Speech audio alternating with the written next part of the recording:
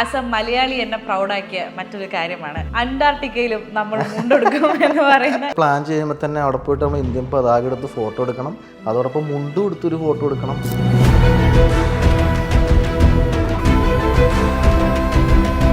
പക്ഷെ എൻ്റെ ഒരു ആഗ്രഹം അവിടെ ലാൻഡ് ചെയ്തിട്ട് കരയിൽ നിന്ന് എടുക്കണം എന്നാണ്. പക്ഷെ നമുക്ക് അങ്ങനെ പറ്റില്ല. അപ്പം ഞാൻ അന്റാർട്ടിക്ക എത്തിയത് എന്നെപ്പോലെ ഒരുപാട് പേര് പോയിട്ടുണ്ട്. അവിടുത്തെ ഇന്ത്യൻ റിസർച്ച് സ്റ്റേഷനിൽ മലയാളികൾ വരെ വർക്ക് ചെയ്യുന്നുണ്ട്. ഒരു അന്റാർട്ടിക്ക പോകാന്നുള്ളത് അത്ര സംഭവമായിട്ട് ചിലപ്പോൾ പലർക്കും തോന്നില്ലായിരിക്കാം. പക്ഷേ ഒരു സൈക്കിൾ ചവിട്ടി നടന്ന ഒരു സാധാരണക്കാരൻ പയ്യൻ അന്റാർട്ടിക്ക പോകുമ്പോഴാണ് അതൊരു വ്യത്യസ്തമായെന്ന് എനിക്ക് തോന്നുന്നു. What is travel according to you? പുതിയ സ്ഥലങ്ങൾ കാണാം, പ്രത്യേകിച്ച് നമ്മൾ പണ്ട് ഈ പഠിച്ച കാര്യങ്ങളും ഹിസ്റ്റോറിക്കലായിട്ട് സ്ഥലങ്ങളും പോയി കാണാം. അത് നേരിട്ട് കാണുമ്പോൾ കിട്ടുന്ന ഒരു ഫീല് ഭയങ്കര. നിങ്ങൾ കണ്ട അന്റാർട്ടിക്കൻ വീഡിയോ ഷൂട്ട് ചെയ്ത ഞാൻ ഐഫോണിലാണ് ഷൂട്ട് ചെയ്ത ആ ഫോണ് പോയി അവിടെ വെച്ചിട്ട്. പെട്ടുപോലൊക്കെ യാത്രകളിലുള്ളതാണ്. യാത്ര എന്ന് പറയുമ്പോൾ ഇങ്ങനെയാണ്, എല്ലാം പെർഫെക്റ്റ് ആയിട്ട് പോകുന്നതല്ലല്ലോ. ഇതുപോലെയുള്ള പല പ്രശ്നങ്ങളും വരും. ഈ പ്രശ്നങ്ങൾ സോൾവ് ചെയ്യുമ്പോഴാണ് നമ്മൾ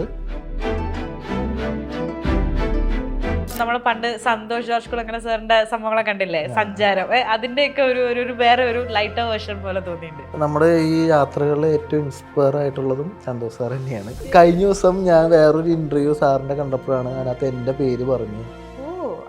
അപ്പോൾ എനിക്ക് മനസ്സിലായി, എന്നെ അറിയാം. നമ്മുടെ നാട്ടിൽ പൊതുവെ ഒരു കൺസെപ്റ്റ് ഉണ്ട്, ഏതാണ്ട് ഇങ്ങനെ ഏറ്റവും ബഡ്ജറ്റായിട്ട് പോകുന്നത് മാത്രമാണ് യാത്ര എന്നുള്ളൊരു കൺസെപ്റ്റ്. പക്ഷെ അത് തെറ്റായ സംഭവമായിട്ടാണ് എനിക്ക് ഫീൽ ചെയ്തിട്ടുള്ളത്.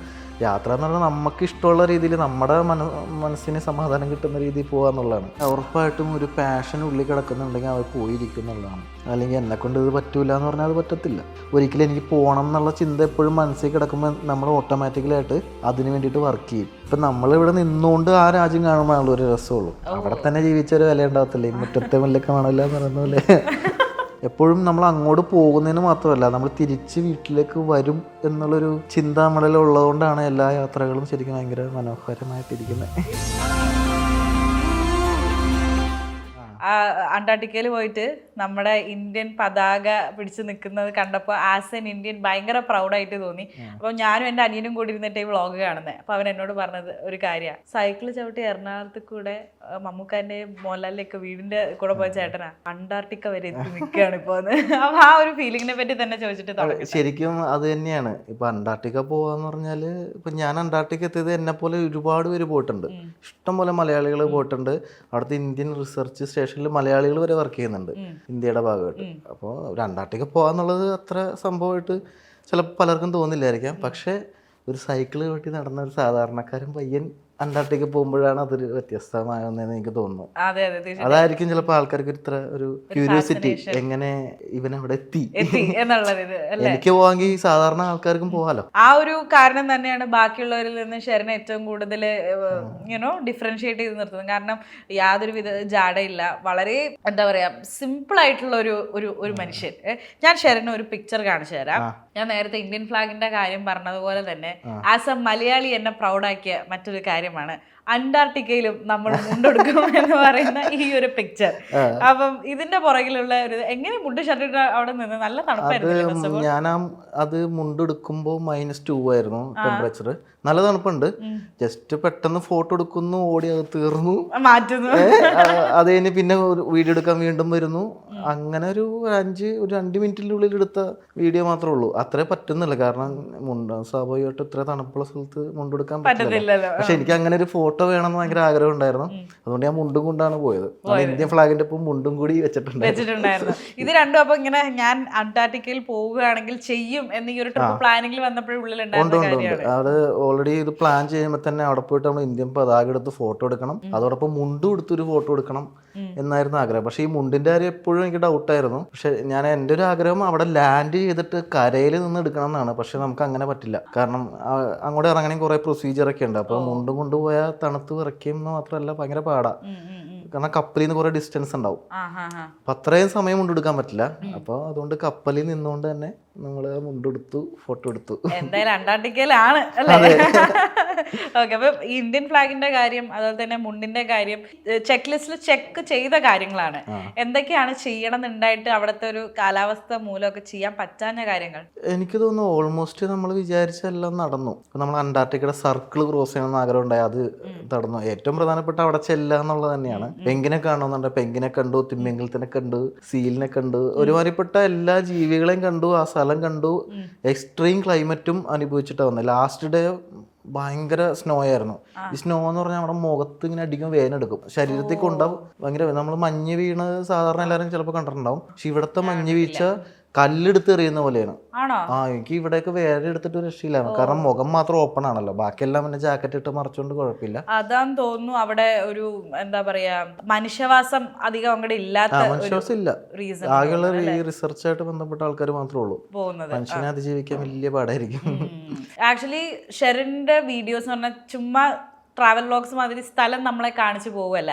ഞാൻ പെൻഗ്വിൻ ഹൈവേ എന്ന് പറയുന്ന ഒരു സംഭവം ഉണ്ട് എന്ന് ഞാൻ പഠിച്ചത് ആക്ച്വലി ഷെറിന്റെ വീഡിയോ കണ്ടിട്ടാണ്. പലതരത്തിലുള്ള പെൻഗ്വിൻസ് ഉണ്ട്, ചെറുത് തൊട്ടിട്ട് മനുഷ്യന്റെ വലിപ്പം. നമ്മുടെ എത്രയുള്ള 4 അടി 5 അടിയുള്ള പെൻഗ്വിനുണ്ട്.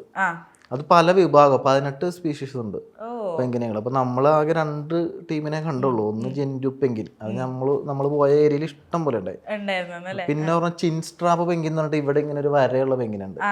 അതിനാണ് ആ ചിൻസ്ട്രാപ്പ് എന്ന് പറയുന്നത്. ഇങ്ങനെ ഒരു വരയുണ്ട്. അതിനെ 2 മെയിനായിട്ട് കണ്ടുള്ളൂ, ബാക്കിയെല്ലാം വേറെ വേറെ ഭാഗങ്ങളിലാണ്. നിങ്ങളിപ്പോൾ ഈ ഇന്റർവ്യൂ കണ്ടുകൊണ്ടിരിക്കാൻ നിനക്ക് വേണമെങ്കിൽ ഷെറിൻ്റെ ഇൻസ്റ്റാഗ്രാമിൽ പോയിട്ട് ഷെറിൻ്റെ സ്റ്റോറി ഹൈലൈറ്റ്സ് എടുത്തുനിന്ന് കണ്ടോളൂ. ശരിക്കും ഒരു ജോഗ്രഫി ക്ലാസ്സിൽ ഇരുന്ന ആ ഒരു ടെക്സ്റ്റ് ബുക്ക് വായിക്കുന്ന ഫീലാണ്. പക്ഷെ എല്ലാ ഫോട്ടോസിലും ഷെറിൻ ഉണ്ടാകും മാത്രം. അപ്പം യാത്രകൾ കുറെ കാര്യങ്ങളും കൂടെ അല്ലേ നോളജ് പരമായിട്ട് പഠിക്കുകയാണ്, അത് ബാക്കിയുള്ളവരിലേക്ക് സ്പ്രെഡ് ചെയ്യാൻ കൂടിയിട്ടാണ്. എനിക്കത് പേഴ്സണലി ഭയങ്കര ഇഷ്ടമുള്ള കാര്യമായി ഈ ഭൂമിശാസ്ത്രപരമായിട്ടുള്ള കാര്യങ്ങൾ അറിയാൻ. അതുകൊണ്ടാണ് നമ്മൾ ഇത്തരം സ്ഥലങ്ങൾ സെലക്ട് ചെയ്ത് പോകുന്നത്. എനിക്ക് ഭയങ്കര ഇഷ്ടമുള്ള സംഭവം. അപ്പൊ അത് ആൾക്കാരോട് കാണിച്ചു കൊടുക്കുക എന്ന് പറയുമ്പോൾ അത് കുറച്ചും കൂടി ഇഷ്ടമാണ്. So is that the reason exactly why you became a travel vlogger? എന്ന് വെച്ചാൽ എനിക്ക് പണ്ടോട്ടേ ഇതൊരു ആക്ച്വലി എൻ്റെ ഒരു പാഷനാണ് ഇത്. അപ്പോൾ പണ്ടോട്ടേ നമ്മൾ ട്രാവൽ ചെയ്യുന്നുണ്ട്. ഇപ്പോൾ ഈ യൂട്യൂബും സോഷ്യൽ മീഡിയ ഇല്ലാത്ത കാലത്ത് ഞാൻ ട്രാവൽ ചെയ്തിട്ടുണ്ട്. എൻ്റെ 20 വയസ്സുള്ളപ്പോൾ ഞാൻ നോർത്ത് ഈസ്റ്റ് ഒക്കെ പോയിട്ടുണ്ട് ട്രെയിൻ കയറി. അപ്പം അന്നൊന്നും വീഡിയോ ഒന്നും ഇല്ല. പിന്നെ ഇത് ഇങ്ങനൊരു ഓപ്പർച്യൂണിറ്റി അല്ലെങ്കിൽ ഇൻസ്റ്റാഗ്രാമോ യൂട്യൂബൊക്കെ വന്നപ്പോൾ ഓട്ടോമാറ്റിക്കലി അതിലേക്ക് വന്നു. പിന്നെ വീഡിയോകൾ ഇട്ട് തുടങ്ങി, ഫോട്ടോസ് ഇട്ട് തുടങ്ങി. അങ്ങനെയാണ് ഇതിനകത്തേക്ക് വന്നത്. പക്ഷെ ട്രാവലിംഗ് അതിന് മുമ്പേ പണ്ടും ഉണ്ട്. അപ്പം ഇതിപ്പം എന്താ പറയുക, എത്ര വലിയ ഫണ്ടോ അല്ലെങ്കിൽ അത്ര വലിയ കോണ്ടാക്റ്റോ ഒന്നും ഇല്ലാത്ത ഒരു സാധാരണക്കാരന് എന്തായിരുന്നു അതിന്റെ പ്രോസസ് ആൻഡ് എത്രയാണ് ഒരു ആക്ച്വൽ എക്സ്പെൻസ് വന്നത്? എക്സ്പെൻസ് ആണ് ഇതിനകത്ത് ഏറ്റവും വലിയൊരു ഘടകം എന്ന് പറഞ്ഞാൽ. നല്ല പൈസ ചിലവാകും. കാരണം അന്റാർട്ടിക്ക ഒരു നാച്ചുറൽ പ്രൊട്ടക്റ്റഡ് ഏരിയ ആണ്. നമുക്ക് പെട്ടെന്ന് ഇപ്പോൾ ഏതെങ്കിലും ഒരു ഡൽഹി പോകണം എന്ന് പറഞ്ഞാൽ ബാക്ക് പാക്ക് എടുത്ത് പോകാൻ പറ്റില്ല. നമ്മൾ ഏതെങ്കിലും ഒരു പാക്കേജിന്റെ ഭാഗമായിട്ടേ പറ്റുള്ളൂ. അല്ലെങ്കിൽ പിന്നെ അതിന് അംഗീകാരം വേണം. നമുക്ക് ഒരു പെർമിറ്റ് ഉണ്ടെങ്കിൽ അങ്ങോട്ട് പോകാൻ പറ്റുള്ളൂ. അപ്പോൾ ഫസ്റ്റ് എൻ്റെ ഒരു അഭിപ്രായത്തിൽ ഈ ഒരു അന്റാർട്ടിക്ക പ്ലാൻ ചെയ്യുമ്പോൾ തന്നെ ആദ്യം അന്റാർട്ടിക്കനെ കുറിച്ചോ അല്ലെങ്കിൽ അവിടുത്തെ ഷിപ്പ് ബുക്ക് ചെയ്യണ എങ്ങനെ ട്രാവൽ ചെയ്യുക അതൊന്നുമല്ല. ഫസ്റ്റ് വിസ കിട്ടുമെന്ന് നോക്കണം. പക്ഷേ അന്റാർട്ടിക്ക പോകാൻ വിസ വേണ്ട. അന്റാർട്ടിക്ക ഒരു രാജ്യമല്ല. പക്ഷേ ഏതെങ്കിലും ഒരു രാജ്യം വഴിയായിരിക്കും നമ്മളങ്ങ് പോകാൻ പറ്റുള്ളൂ. അപ്പോൾ ആ രാജ്യത്തെ വിസ എടുക്കണം. ഇപ്പോൾ നമ്മൾ ഷിപ്പിലാണ് പോകണമെങ്കിൽ നമുക്ക് എന്തായാലും അർജന്റീന വഴിയേ പോകാൻ പറ്റുള്ളൂ. അപ്പോൾ അർജന്റീന വിസ വേണം. പക്ഷെ അർജന്റീന വിസ അങ്ങനെ പെട്ടെന്ന് കിട്ടത്തില്ല, ഭയങ്കര ബുദ്ധിമുട്ടാണ്. ഇപ്പോൾ US വിസ ഒക്കെ പാസ്പോർട്ടിലുണ്ടെങ്കിൽ നമുക്ക് സിമ്പിളായിട്ട് ഈ വിസ എടുക്കാം. ഒരു $400 കാശ് കൊടുത്താൽ മാത്രം മതി. ഒരു വിസ എടുത്ത് അങ്ങ് പോവാം. പക്ഷേ സാധാരണ ഒരു ഇന്ത്യൻ പാസ്പോർട്ട് ആണെങ്കിൽ നമുക്ക് വിസ കിട്ടാന്ന് പറഞ്ഞാൽ ഭയങ്കര തലവേദനയാണ്. ഏതാണ്ട് 2 മാസത്തെ പ്രോസസ്സും ഉണ്ട്. ഒന്നാമത്തത് ഡൽഹി പോയിട്ട് ഇന്റർവ്യൂ അറ്റൻഡ് ചെയ്യണം. പിന്നെ ഡോക്യുമെന്റ് കൊടുക്കുമ്പോൾ സ്പാനിഷിലോട്ട് കൺവേർട്ട് ചെയ്യണം, മാറ്റണം. അങ്ങനെ 100 കൂട്ടം ചടങ്ങാ. ഇനിയിപ്പോൾ അത് ഇങ്ങനെ നോക്കിയാൽ കിട്ടിയ ഊട്ടി എന്നുള്ളൊരു സെറ്റപ്പാണ്. ഭയങ്കര ബുദ്ധിമുട്ടാണ് ഈ സാധനം കിട്ടാൻ. ഇനി കിട്ടിയാൽ തന്നെ ഇന്ത്യയിൽ നിന്ന് കയറി പോകാന്ന് പറയുന്നതും ഭയങ്കര ഒരു ടാസ്ക് തന്നെയാണ്. ഞാൻ പറയുന്നത് ചെറുപ്പക്കാരെ കുറിച്ചാണ്. ഒരു 50 വയസ്സിന് മുകളിലുള്ളവർക്ക് ഈ ഒരു പ്രശ്നമില്ല. പക്ഷേ ചെറുപ്പക്കാരായിട്ടുള്ള ആൾക്കാരാണെങ്കിൽ നിങ്ങൾക്ക് നേരിടാൻ പോണ മെയിൻ പ്രശ്നം വിസയായിരിക്കും. 2, ഇവിടെ നിന്ന് കയറി പോകുമ്പോൾ എയർലൈൻസുകാർ പിടിച്ചു നിർത്തിയിട്ട് ചോദ്യം ചെയ്യലായിരിക്കും. അതെല്ലാ സ്ഥലത്തും ചോദ്യം ചെയ്യലുണ്ടാവും. ഭയങ്കര ചോദ്യം ചെയ്യൽ, ഇതൊക്കെ അനുഭവിക്കാൻ നേരിടണം. അപ്പം ഞാൻ തന്നെ ഇവിടുന്ന് ഡൽഹിയിൽ നിന്നാണ് കയറിപ്പോയത്. അവർ പിടിച്ചു നിർത്തി ചോദ്യം ചെയ്യും, എന്തിനു പോകുന്നു, അവിടെ പോകുന്നു. അപ്പോൾ എൻ്റെ ഓൾറെഡി ഡോക്യുമെൻ്റ് ഉണ്ട്. ഞാൻ സ്ഥിരം ട്രാവൽ ചെയ്യുന്നതാണ്. ഞാൻ പോകുന്നതിന് മുമ്പ് ഓസ്ട്രേലിയ, ന്യൂസിലാൻഡ് പോലുള്ള രാജ്യങ്ങളൊക്കെ പോയിട്ടുള്ളത് കൊണ്ട് കൺവിൻസ് ചെയ്യാൻ പറ്റി. പക്ഷേ ഒരു രാജ്യവും അധികം പോയിട്ടില്ലെങ്കിൽ നമുക്ക് കൺവിൻസ് ചെയ്യാൻ പറ്റില്ല. കാരണം പ്രധാന റീസൺ അമേരിക്കയിലോട്ട് ഇല്ലീഗലായിട്ട് മൈഗ്രേറ്റ് ചെയ്യുന്നുണ്ട് ആൾക്കാർ. അപ്പോൾ അതിൻ്റെ റീസൺ കാരണം എല്ലാവരും ചോദ്യം ചെയ്യലും ഒക്കെ പിടിച്ചു നിർത്തിയേ വിടത്തുള്ളൂ. അതൊരു ടാസ്ക്കാണ്. നമ്മൾ ഈ പൈസ കൊടുക്കണമല്ലോ. ഏതാണ്ട് ഈ പറയുന്ന പോലെ അന്റാർട്ടിക്കൻ ട്രിപ്പിന് നല്ലൊരു എക്സ്പെൻസ് വരും. ഒരു 5-8 ലക്ഷം രൂപ നമുക്ക് ഇതിനു വേണ്ടി മാത്രം വരും. ഇത്രയും പൈസ കൊടുക്കുമ്പോഴാണ് ടിക്കറ്റ് കിട്ടുള്ളൂ. ഈ ടിക്കറ്റ് വിസ എടുക്കാൻ കൊടുക്കണം. ടിക്കറ്റേ ആയുള്ളൂ അപ്പൊ. ഈ ഇപ്പൊ മറ്റേത് ഷിപ്പ് ബുക്ക് ചെയ്യാന്ന് പറഞ്ഞാൽ അതൊരു ആർക്കും ബുക്ക് ചെയ്യാൻ കാശ് കൊടുത്താൽ ഒരു ടിക്കറ്റ് തരും. ഈ ടിക്കറ്റ് ഉണ്ടെങ്കിലാണ് നമുക്ക് വിസക്ക് അപ്ലൈ ചെയ്യാം. നമ്മൾ ഇന്ന കാര്യത്തിനാണ് പോണതെന്ന് പറഞ്ഞിട്ട് ടിക്കറ്റ് കാണിക്കണം. അപ്പോൾ പൈസ ആദ്യം കൊടുക്കേണ്ടി വരും. പക്ഷെ എന്നിട്ട് വിസ റിജക്റ്റ് ആയി പോയി കഴിഞ്ഞാൽ എന്ത് ചെയ്യും? ഈ കാശ് മൊത്തം വെള്ളത്തിലാവും. അപ്പം അതൊരു വലിയ ടാസ്ക് തന്നെയാണ് ഈ അവിടെ വരെ എത്തിപ്പെടുക എന്നുള്ളത്. ഷെറിന്റെ ഇപ്പം ഈ ഒരു അന്റാർട്ടിക്ക ജേർണിയിൽ ഏറ്റവും കൂടുതൽ ഫേസ് ചെയ്ത ഒരു പ്രോബ്ലം അല്ലെങ്കിൽ ഒരു വലിയ ചാലഞ്ച് എന്തായിരുന്നു? ഇപ്പൊ കുറെ കടമ്പകൾ ഉണ്ടല്ലോ കടക്കാനായിട്ട്. ഒന്നാമത് ഫൈനാൻഷ്യൽ ആണ്. ഈ ഫണ്ട് ഉണ്ടാക്കാന്നുള്ളത്. ഞാനിത് ബുക്ക് ചെയ്യും പ്ലാൻ ചെയ്യുമ്പോൾ എനിക്ക് ഇത് പോകാനുള്ള എൻ്റെ കയ്യിൽ പൈസ ഇല്ല. എത്ര ഞാൻ ഒരു വർഷം നീണ്ട പ്ലാനിങ് ആയിരുന്നു എങ്ങനെ പോകണം എന്നൊക്കെ കുറേ പഠിച്ച്. അപ്പോൾ എനിക്ക് ഏറ്റവും ബെറ്റർ ആയിട്ട് തോന്നിയത് ഷിപ്പ് എടുത്ത് പോകാൻ തന്നെയാണ്. നമുക്ക് വേണമെങ്കിൽ ഫ്ലൈ ചെയ്ത് പോകാനുള്ള ഓപ്ഷൻ ഉണ്ടെങ്കിലും പക്ഷെ അത് കുറച്ചും കൂടി റിസ്ക്കും എക്സ്പെൻസീവ് ആയിട്ടും തോന്നി. പിന്നെ നമ്പർ ഓഫ് ഡേയ്സ് ഒക്കെ കുറവാണ്. ഏറ്റവും ബെറ്റർ, ഏറ്റവും പറ്റിയ ബഡ്ജറ്റും ഈ ഒരു ഷിപ്പ് പോകാൻ തന്നെയാണ്. നമുക്ക് ലാൻഡ് ചെയ്യാം. പിന്നെ ക്രൂസ് ചെയ്യുന്നൊരു ഓപ്ഷൻ ഉണ്ട്, പക്ഷെ അത് ലാൻഡ് ചെയ്യില്ല. അത് ഒരു സുഖം ഉണ്ടാവില്ല എന്ന് വിചാരിച്ചിട്ട് എക്സ്പെഡിഷൻ ഷിപ്പ് ബുക്ക് ചെയ്തു. അപ്പോൾ ഏതാണ്ട് ഒരു 2021 തൊട്ടാണ് ഇത് പ്ലാനിങ് ചെയ്യണത്. 2022 ഞാനത് ബുക്ക് ചെയ്തു ഷിപ്പ്. ഓ, അപ്പം 2-3 years ആയിട്ട് മൈൻഡിലുള്ള കുറേ നാളായി, 3 വർഷത്തോളമുള്ള പ്ലാനിങ് അത്. ഓ, അപ്പോൾ 2022 ഷിപ്പ് ബുക്ക് ചെയ്യുമ്പോൾ ബുക്ക് ചെയ്യാനുള്ള കാശ് മാത്രമേ എൻ്റെ ഉള്ളൂ. ബാക്കി പിന്നെ ഫണ്ട് ഉണ്ടാക്കണം. അത് ഏതാണ്ട് ട്രിപ്പ് പോണതിന് മുമ്പ് ഒരു 3 മാസം മുമ്പ് ബാക്കി ഫുള്ള് കൊടുത്താൽ മതി. അപ്പോൾ ആ ഒരു ഗ്യാപ്പ് ഉണ്ട്. അപ്പോൾ ആ ഒരു ഫണ്ട് ഉണ്ടാക്കാൻ പറ്റും എന്നുള്ളൊരു കോൺഫിഡൻസിലാണ് നമ്മളത് ബുക്ക് ചെയ്യുന്നു. പിന്നെ അതിൻ്റെ പ്രോസസ്സിങ് കാര്യം നടക്കുന്നു. ഫണ്ടൊക്കെ ഞാനിങ്ങനെ കൂട്ടി വെച്ച് ഓരോ മാസം കൂട്ടി വെച്ച് ഫണ്ടൊക്കെ ആയി. പിന്നെ വിസയുടെ പ്രോസസ്സിങ് ആണ് തലവേദന വന്നത്. പിന്നെ അതങ്ങ് എന്തൊക്കെയോ ഭാഗ്യം കൊണ്ടൊക്കെ കുറേയൊക്കെ ശരിയായി. പിന്നെ ഇതിൻ്റെ പ്രൈസ് എന്ന് പറഞ്ഞാൽ ഏതാണ്ട് $6,000 USD, $7,000 ആ റേറ്റ് സ്റ്റാർട്ട് ചെയ്യുന്നത്. അപ്പോൾ ഞാനൊക്കെ എടുത്ത ഏറ്റവും താഴത്തെ കാറ്റഗറിയാണ് ഷിപ്പിൽ. എഫ് ക്യാബിൻ എന്ന് പറയും. ഏറ്റവും ചെറിയൊരു റൗണ്ട് മാത്രമേ ഉണ്ടാവുള്ളൂ പുറത്തോട്ടുള്ള വ്യൂ. പിന്നെ ബാൽക്കണി ഓപ്ഷൻ ഉണ്ട്. അങ്ങനെ പല ലക്ഷറി ഓപ്ഷനൊക്കെ ഉണ്ട്. അതൊക്കെ ഏതാണ്ട് 15 ലക്ഷം, 20 ലക്ഷം, 30 ലക്ഷം എന്നൊക്കെ പറഞ്ഞിട്ട് അത്ര എമൗണ്ട് ഒക്കെ വരും. അതിൻ്റെ നമുക്കതിൻ്റെ ആവശ്യമില്ല. നമ്മൾ അതിൻ്റെ ഉള്ളിൽ ഇരിക്കാൻ പോണില്ല. നമ്മൾ ഫുൾ ടൈം പുറത്തായിരിക്കും എന്ന് എനിക്കറിയാം. ഉറങ്ങാൻ വേണ്ടി മാത്രമല്ലേ നമുക്ക് ആവശ്യമുള്ളൂ റൂം. അപ്പൊ ഏറ്റവും ചെറുത് മതി, പൈസ എത്രയും കൊടുത്താൽ മതി. ഇപ്പൊ എങ്ങനെ പോയാലും ഈ പറയുന്ന ഒരു 7 ലക്ഷം രൂപ, 8 ലക്ഷം രൂപയുടെ റേഞ്ച് വരും. പ്ലസ് ഇന്ത്യയിൽ നിന്ന് പോകുമ്പോൾ ഫ്ലൈറ്റ് ടിക്കറ്റ് അറൗണ്ട് 2 ലക്ഷം രൂപ വേറെ വരും. വിസ എടുക്കാൻ പോകുമ്പോൾ ഡൽഹി പോകണം. അപ്പോൾ ട്രെയിനോ അല്ലെങ്കിൽ ഫ്ലൈറ്റോ എടുക്കുകയാണെങ്കിൽ അതിൻ്റെ എക്സ്പെൻസ്. നമ്മൾ ചെന്ന് ഇറങ്ങുന്നത് ബ്യൂണസ് എയർസിലായിരിക്കും, അർജന്റീനയുടെ ക്യാപിറ്റൽ. അവിടെ നിന്ന് നമ്മൾ ഏതാണ്ട് ഡൊമസ്റ്റിക് ഫ്ലൈറ്റ് എടുത്തിട്ട് ഒരു 10,000 കിലോമീറ്റർ താഴത്ത് ഏറ്റവും സൗത്തിൽ വരണം. അപ്പം അതിൻ്റെ അപ്പ് ആൻഡ് ഡൗൺ ടിക്കറ്റ് വേണം. അപ്പോൾ എക്സ്പെൻസ് അഡീഷണൽ വേറെ വരും. നല്ല ചെലവുള്ള കാര്യം. മൊത്തം ഈ ഒരു അന്റാർട്ടിക്ക യാത്ര എത്ര പൊടിച്ചിട്ടുണ്ട്? എനിക്ക് 10 ലക്ഷം രൂപ ചെലവായി. മൊത്തം 10 ലക്ഷം രൂപ ഉണ്ടെങ്കിൽ ഷെറിൻ പോയ പോലെ അന്റാർട്ടിക്ക പോയി നമുക്ക് ടെൻഷൻ ഇല്ലാണ്ട് പോവാം. എങ്ങനെയാണ് ഷെറിൻ ഒരു ലക്ഷറി ഇഷ്ടപ്പെടുന്ന ഒരു യാത്രികനാണോ, ഒരു ട്രാവലർ ആണോ, അതോ എപ്പോഴും പബ്ലിക് ട്രാൻസ്പോർട്ടും അങ്ങനെയൊക്കെ? അല്ല, ഞാൻ ലക്ഷറിയും അല്ല, ഏറ്റവും ബഡ്ജറ്റും പിടിക്കില്ല. ഞാൻ ഒരു മീഡിയം റേഞ്ചിലാണ് എനിക്ക് ഇഷ്ടം. ട്രാവൽ എപ്പോഴും അതാണോ നല്ലത്? എനിക്ക് പേഴ്സണലി ഇഷ്ടം അതാണ്. ഏറ്റവും ബഡ്ജറ്റായിട്ട് പോകുന്നത് എനിക്ക് ഇഷ്ടമല്ല, ഏറ്റവും ലക്ഷറി ആയിട്ട് പോകുന്നത് ഇഷ്ടമല്ല. ഒരു മീഡിയം റേഞ്ച്. എന്നാൽ നമ്മൾ ബസ്സിലും കയറും, ട്രെയിനിലും കയറും, ഫ്ലൈറ്റും കയറും. അങ്ങനെയുള്ള ഒരു രീതിയിലാണ് എനിക്ക് പേഴ്സണലി. പിന്നെ ഇത് ഓരോരുത്തർക്കും ഇഷ്ടം ഉണ്ടാവില്ല, എങ്ങനെ പോകണം, എങ്ങനെ യാത്ര ചെയ്യണം. ചിലർക്ക് ബൈക്ക് ഓടിച്ചാണ് പോകാൻ ഇഷ്ടം, ചിലർക്ക് ഡ്രൈവ് ചെയ്ത് പോകാനായിരിക്കും ഇഷ്ടം, ചിലർക്ക് മലകൾ കയറാനായിരിക്കും ഇഷ്ടം. അപ്പോൾ അത് ഓരോരുത്തരുടെ രീതിയാണ്. പക്ഷേ നമ്മുടെ നാട്ടിൽ പൊതുവെ ഒരു കൺസെപ്റ്റ് ഉണ്ട്, ഏതാണ്ട് ഇങ്ങനെ ഏറ്റവും ബഡ്ജറ്റായിട്ട് പോകുന്നത് മാത്രമാണ് യാത്ര എന്നുള്ളൊരു കൺസെപ്റ്റ്. പക്ഷെ അതൊരു തെറ്റായ സംഭവമായിട്ടാണ് എനിക്ക് ഫീൽ ചെയ്തിട്ടുള്ളത്. യാത്ര എന്ന് പറഞ്ഞാൽ നമുക്ക് ഇഷ്ടമുള്ള രീതിയിൽ നമ്മുടെ മനസ്സിന് സമാധാനം കിട്ടുന്ന രീതിയിൽ പോകുക എന്നുള്ളതാണ്. അതിങ്ങനെ തന്നെ പോയത് മാത്രമാണ് യാത്ര എന്നുള്ളതിന് ആ കൺസെപ്റ്റ് അല്ല, മീൻസ് അത് മാത്രമാണ് യാത്ര എന്ന് പറയുന്നത് ശരിയല്ല. ലക്ഷറി ആയിട്ട് പോകുന്നതും യാത്ര തന്നെയാണ്. ഓരോരുത്തർക്ക് ഇഷ്ടമുള്ള കാശുള്ള പോലെ പോകണത്, കാശില്ലെങ്കിൽ അതുപോലെ പോവാം. നമ്മുടെ മനസ്സിന് ഇഷ്ടപ്പെട്ട രീതിയിൽ പോകാന്നുള്ളതാണ് യാത്ര. ഓക്കെ. ഷെറിൻ ആക്ച്വലി വേറൊരു പ്രത്യേകത കൂടിയുണ്ട്. എന്താണെന്നറിയോ? നമ്മള് മലയാളികൾക്ക് ആദ്യമായിട്ട് നോർത്ത് കൊറിയ കാണിച്ചു തന്ന ഒരു മലയാളി ഷെറിൻ അല്ലേ? ഷെറിൻ. പക്ഷെ അത് ഞാൻ ചൈന ബോർഡറിൽ നിന്നിട്ടാണ്, ഞാൻ ഉള്ളിൽ കയറിയില്ല. ഇപ്പൊ അത് ഓപ്പൺ ഒന്നുമല്ല. അത് ചൈനയുടെ ഡാൻടോങ് എന്ന് പറയുന്ന ഒരു ബോർഡർ ടൗൺ ഉണ്ട്. അവിടെ പോയി കഴിഞ്ഞാൽ നമുക്ക് ആ ബോർഡർ ഏരിയയിലുള്ള നോർത്ത് കൊറിയൻ സൈഡൊക്കെ കാണാം, അവിടുത്തെ ആൾക്കാരെ കാണാം. പക്ഷെ ഞാൻ എൻ്റെ ഉള്ളിൽ കയറിയിട്ടില്ല. ഇല്ല. അല്ല, പക്ഷെ നമ്മുടെ കൂടെ എന്തോ ഒരു ഗൈഡ്, അവരുടെ ഗൈഡ് ഉണ്ടെങ്കിൽ നമുക്ക് കയറി കാണാം, അങ്ങനെ പറ്റത്തുള്ളൂ. ട്രൈ ചെയ്തില്ലേ അതിന്? അത് ഓപ്പൺ അല്ലേ ഇപ്പൊ? അത് ഒരു 5 വർഷമായിട്ട് അടച്ചിട്ടേക്കത്. ഒരു മനുഷ്യനെ അകത്തേറ്റില്ല നിലവില്. അതിന് ഓപ്പൺ ആകുമ്പോ കയറായിരിക്കും, പോകും. എനിക്ക് പിന്നെ എവിടെ വേണമെങ്കിലും പോകാലോ. തേരാപ്പാരയൊക്കെ ചെയ്തുകൊണ്ടിരുന്ന സമയത്തെ സൈക്കിളുമായിട്ട് ബേസിക്കലി കൊച്ചി കറങ്ങി നടന്ന് കാണിക്കുക, ഇതായിരുന്നു ഷെറിൻ ലൈക് ജനശ്രദ്ധയിലേക്ക് വന്നിട്ടുള്ള സമയത്ത് ചെയ്തുകൊണ്ടിരുന്നത് എന്ന് എനിക്ക് തോന്നുന്നു. ബിഫോർ ദാറ്റ് ഷെറിൻ പോൾ എന്തായിരുന്നു, ആരായിരുന്നു? ഞാൻ ആക്ച്വലി അങ്ങനെ സാധാരണ എല്ലാവരും ചെയ്യണ പോലെ പല ജോലികളും പല കടകളിലും പല ഓഫീസുകളിലൊക്കെ ജോലി ചെയ്തിട്ടുണ്ട്. അതിന്റെ കൂടെ തന്നെ ഈ വ്ളോഗും പരിപാടിയും ട്രാവലിംഗ് ഒക്കെ ഉണ്ട്. ഇപ്പൊ മുടക്കോസം കിട്ടുമ്പോഴൊക്കെയാണ് നമ്മൾ ഈ ലോക്കൽ സ്ഥലങ്ങളും ഒക്കെ പോകുന്നത്. അങ്ങനെ നിൽക്കുമ്പോഴാണ് ഞാൻ പിന്നെ ജോലിയൊക്കെ ആ സമയത്ത് ഉണ്ടായിരുന്ന ജോലിയൊക്കെ റിസൈൻ ചെയ്ത് ഫുൾ ടൈം ഇതാക്കി മാറ്റി. പക്ഷെ അത് അങ്ങനെ ഇരിക്കുമ്പോഴാണ് ഈ കൊറോണ വരുന്നത്. കൊറോണ വരുമ്പോൾ മൊത്തത്തിൽ ഡൗൺ ആയി. എനിക്ക് ആ സമയത്ത് കുറച്ച് ലോണും കാര്യങ്ങളൊക്കെ ഉണ്ട്, വേറെ ജോലിയില്ല, പുറത്തോട്ട് ഇറങ്ങാൻ പറ്റുന്നില്ല. പുറത്തോട്ട് ഇറങ്ങിയാൽ എന്തെങ്കിലും വീഡിയോ ഒക്കെ ചെയ്യാൻ പറ്റുള്ളൂ. അന്ന് വലിയ വരുമാനമൊന്നുമില്ല. എനിക്ക് ഏതാണ്ട് ഞാൻ 4 വർഷമായിട്ട് യൂട്യൂബിൽ 10 പൈസ വരുമാനം ഇല്ലാണ്ടാണ് വീഡിയോ ഇട്ടോണ്ടിരുന്നത്. 4 വർഷമായിട്ട് എനിക്ക് വരുമാനം ഇല്ലായിരുന്നു.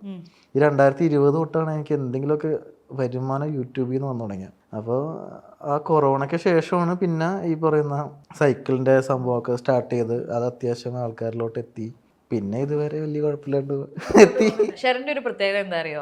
ഇപ്പം ഷെറിൻ ഓരോ സ്ഥലം പോയി കണ്ടു കഴിയുമ്പോൾ അവിടുത്തെ കാര്യങ്ങൾ ഇങ്ങനെ ഭയങ്കര സിമ്പിൾ ആയിട്ടുള്ള ലാംഗ്വേജിൽ നമുക്ക് ഇങ്ങനെ കാഷ്വലി എക്സ്പ്ലെയിൻ ചെയ്തു തരും. ഒരു രീതിയിൽ യുനോ സിംപ്ലിഫൈഡ് വേർഷൻ ഓഫ് നമ്മൾ പണ്ട് സന്തോഷ് ജോർജ് കുളങ്ങര സാറിന്റെ സംഭവങ്ങളൊക്കെ കണ്ടില്ലേ, സഞ്ചാരം, അതിന്റെയൊക്കെ ഒരു വേറെ ഒരു ലൈറ്റർ വേർഷൻ പോലെ തോന്നിയിട്ടുണ്ട്. അദ്ദേഹമാണോ ഇൻസ്പിറേഷൻ? ആണ്.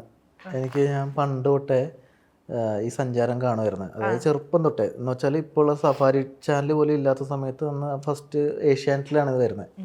അന്ന് തൊട്ടേ എനിക്ക് തോന്നുന്നു എല്ലാ ഞായറാഴ്ചയും 12 മണിക്കാണ് 10 മണിക്കാണ്, ഞാൻ സമയം മറന്നു, രാവിലെയാണ് എന്തായാലും, രാവിലെയാണെന്നാണ് എൻ്റെ ഓർമ്മ. അപ്പം അന്ന് തൊട്ടേ നമ്മൾ അത് കണ്ടുകൊണ്ട് സ്ഥിരം കാണുന്നതാണ്. പിന്നെ സഫാരി ചാനൽ വന്നപ്പോൾ സ്ഥിരമായിട്ട് കാണുന്നുണ്ട്. ഇപ്പോൾ യൂട്യൂബിലും ഉണ്ട് ഓൾറെഡി. അപ്പം പണ്ട് തൊട്ടേ അത് കണ്ട് കണ്ട് കണ്ട് നമുക്കൊരു ഇൻസ്പിറേഷൻ ആയത് സന്തോഷ് സാറും അതുപോലെ സഞ്ചാരം തന്നെയാണ്. അപ്പം അത് നമ്മുടെ ഈ യാത്രകളിൽ ഏറ്റവും ഇൻസ്പയർ ആയിട്ടുള്ളതും സന്തോഷ് സാർ തന്നെയാണ്. സന്തോഷ് സാറിൻ്റെ ഒരു പരിപാടിയില്ല, അതായത് സഫാരി ചാനലില് ആ യാത്രയിൽ ഞാൻ പോയിട്ട് എൻ്റെ ട്രാവൽ എക്സ്പീരിയൻസ് ഷെയറിങ് ചെയ്തിട്ടുണ്ട്. അതെ അതെ, അത് എനിക്ക് ഒരു ഭയങ്കര ഒരു അച്ചീവ്മെന്റ് പോലെയാണ് എനിക്ക് തോന്നിയത്. ആ ഒരു നമ്മൾ പണ്ടോട്ടേ കാണുന്ന അതേ ചാനലിൽ പോയിട്ട് നമ്മൾ വന്നു എന്ന് പറയുമ്പോൾ അതൊരു സംഭവമാണ്. പക്ഷെ ഞാൻ അന്ന് പോകുമ്പോൾ സാർ അവിടെ ഇല്ലായിരുന്നു. ഇനി നേരിട്ട് അടിയിൽ നമ്പർ ഉണ്ട് ആക്ച്വലി, പക്ഷെ എനിക്ക് വിളിക്കാനും മടി. കഴിഞ്ഞ ദിവസം ഞാൻ വേറൊരു ഇന്റർവ്യൂ സാറിന്റെ കണ്ടപ്പോഴാണ് അതിനകത്ത് എന്റെ പേര് പറഞ്ഞ്. അപ്പൊ എനിക്ക് മനസ്സിലായി എന്നെ അറിയാം, എന്റെ വീഡിയോ സാറ് കണ്ടിട്ടുണ്ട്. അതും എനിക്കൊരു അഭിമാനമായിട്ടുള്ളൊരു ഇതായിട്ടാണ് എനിക്ക് തോന്നിയത്. ഒരു ദിവസം വിളിച്ചിട്ട് ചെന്ന് കാണണമെന്ന് ആഗ്രഹമുണ്ട്. ഫോൺ നമ്പർ ഉണ്ടെങ്കിൽ എനിക്ക് ഇതുവരെ വിളിക്കാനായിട്ട് ഒരു പേടി ഉണ്ടായിരുന്നു. ആ പേടിയൊക്കെ മാറ്റി വിളിക്കണം ഷെറിനെ. ഈ ചില ആൾക്കാർ പറയും അവർക്ക് എന്തെങ്കിലും ഒരു ചോദ്യത്തിനുള്ള ഒരു ആൻസറിന് വേണ്ടിയിട്ടായിരിക്കും യാത്ര ചെയ്യുന്നത്, അല്ലെങ്കിൽ ചിലർക്ക് ഒരു ലെഷർ ടൈമിന് വേണ്ടിയിട്ടായിരിക്കും യാത്ര ചെയ്യുന്നത്. What is travel according to you? എന്നെ സംബന്ധിച്ച് എനിക്ക് പുതിയ സ്ഥലങ്ങൾ കാണാം.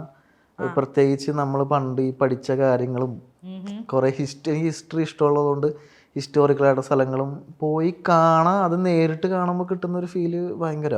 അപ്പോൾ അത് നമ്മൾ വീഡിയോ എടുത്ത് ആൾക്കാർക്ക് കാണിച്ചും കൊടുക്കാനും നമുക്ക് ഭയങ്കര ഇൻട്രസ്റ്റ് ആയിട്ട് തോന്നും. അപ്പം ആ ഒരു പുതിയ സ്ഥലങ്ങൾ കണ്ടെത്തി പോകാനുള്ള ഒരു ഇൻസ്പിറേഷനാണ് ആക്ച്വലി ഇതേപോലെ ആൾക്കാർക്ക് ഇഷ്ടപ്പെടുക എന്നുള്ളത്. വീഡിയോ എടുത്ത് കൂടുതൽ ആൾക്കാർക്ക് ഇഷ്ടപ്പെടുന്നുണ്ടെങ്കിൽ നമുക്ക് വീണ്ടും പുതിയ പുതിയ സ്ഥലങ്ങൾ കാണിച്ചു കൊടുക്കാൻ നമുക്ക് തോന്നും. അപ്പം അതും ഒരു മോട്ടിവേറ്റ് ആകുന്ന സംഭവം തന്നെയാണ്. ഞാൻ ചോദിക്കട്ടെ, നമ്മൾ 7 വണ്ടേഴ്സ് ഓഫ് വേൾഡിൽ ഇപ്പം താജ്മഹൽ കണ്ടിട്ടുണ്ട്, ഗ്രേറ്റ് വാൾ ഓഫ് ചൈന കണ്ടിട്ടുണ്ട്, പിന്നെ ഐ തിങ്ക് പിരമിഡും കണ്ടിട്ടുണ്ട് ഈജിപ്തിൽ പോയിട്ട്. എന്തൊക്കെയാണ് ഇനി ബക്കറ്റ്? അതും എൻ്റെ ലിസ്റ്റിലുള്ള സംഭവമായിരുന്നു. പക്ഷെ ഞാനത് ഒറ്റയടിക്കൊന്നും ഇതുവരെ എടുത്തിയാട് ചെയ്യത്തില്ല. എന്ന് വെച്ചാൽ പയ്യെ പ്ലാൻ ചെയ്ത്, കാരണം ഇതൊക്കെ പല പല ഭൂഖണ്ഡങ്ങളിലാണ്. അപ്പോൾ പയ്യെ ചെയ്യുള്ളൂ. നമ്മൾ പൈസ നോക്കണം, എല്ലാ കാര്യങ്ങളും നോക്കണമല്ലോ. പിന്നെ ഇഷ്ടം പോലെ കാണാനുണ്ട്. ഇപ്പോൾ ഫ്രാൻസിൽ ഈഫിൽ ടവർ ഉണ്ട്, പിസാ ഗോപുരം, അതൊക്കെ ഒറ്റയടിക്ക് കാണാൻ പറ്റും. കൊളോസിയം, കൊളോസിയം അതൊക്കെ ഒരേ യൂറോപ്പിൽ തന്നെയുണ്ട്. പെട്ടെന്ന് കാണാം. പിന്നെ പെറുവിലാണ് മറ്റേ മാച്ചു പിച്ചൊക്കെ ഉള്ളത്, ഉള്ളത്. ബ്രസീലിലാണ് മറ്റേ റിയോ ഡി ജനീറോയിലാണ് മറ്റേ ക്രൈസ്ത റെഡിമീർ, അങ്ങനെ കുറെ. ബ്രസീൽ വഴി പോയപ്പോ കണ്ടിട്ട് പോയിരുന്നില്ലേ? അല്ല, അത് ജസ്റ്റ് ട്രാൻസിറ്റ് മാത്രമേ ഉണ്ടായിരുന്നുള്ളൂ, ഇറങ്ങിയില്ല. പിന്നെ ബ്രസീലും സൗത്ത് അമേരിക്കയിലെ പ്രശ്നം എന്താണെന്ന് വെച്ചാൽ നമുക്ക് സാധാരണ ഇതുപോലെ വീഡിയോ എടുത്ത് നടക്കുമ്പോഴൊക്കെ പണി കിട്ടും, പെട്ടെന്ന് മൊബൈൽ തട്ടിക്കൊണ്ടുപോകൊക്കെ ഉണ്ടാവും. എൻ്റെ അർജന്റീനയിൽ വെച്ച് മൊബൈൽ പോയി. എവിടെ വെച്ച്? അർജന്റീനയിൽ വെച്ച്. ആണോ? നിങ്ങൾ കണ്ട അന്റാർട്ടിക്കൻ വീഡിയോ ഷൂട്ട് ചെയ്ത ഞാൻ ഐഫോണിലാണ് ഷൂട്ട് ചെയ്ത ആ ഫോണ് പോയി അവിടെ വെച്ചിട്ട്. തിരിച്ചു വന്നപ്പോൾ ഞാൻ ഇങ്ങോട്ട് ഫ്ലൈറ്റ് കയറിയ തലേ ദിവസം എൻ്റെ അടിച്ചിട്ട് പോയി. ഈശ്വര, ഇതേപോലുള്ള വേഴ്സ്റ്റ് എക്സ്പീരിയൻസുകൾ വേറെ ഇപ്പൊ കുറെ സ്ഥലങ്ങൾ ട്രാവൽ ചെയ്യുമ്പോഴത്തേക്കും ഉണ്ടാകുമല്ലോ. എന്ന് വെച്ചാൽ അങ്ങനത്തെ ഇതുപോലെയുള്ള ആളുകളുടെ നിന്നുള്ളൊക്കെ മോശം. ഒരു തവണ നോർത്ത് ഈസ്റ്റ് ഭാഗത്ത് മറ്റേ ആസാം മേഘാലയ വഴി രാത്രി കയറിയപ്പോൾ ഒരു പ്രശ്നം ഉണ്ടായിരുന്നു.